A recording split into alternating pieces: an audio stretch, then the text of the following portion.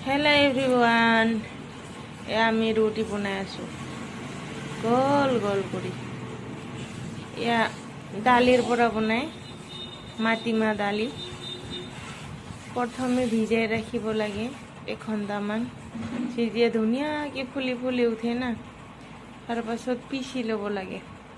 পিচি লৈ না মজাকে হালদি নিমখ মছলা জলকীয়া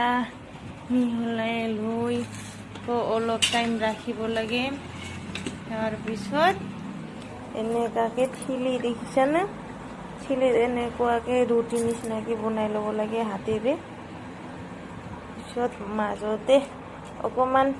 গোল কৰি ভাগ ৰাখিব লাগে ইয়াৰ পিছত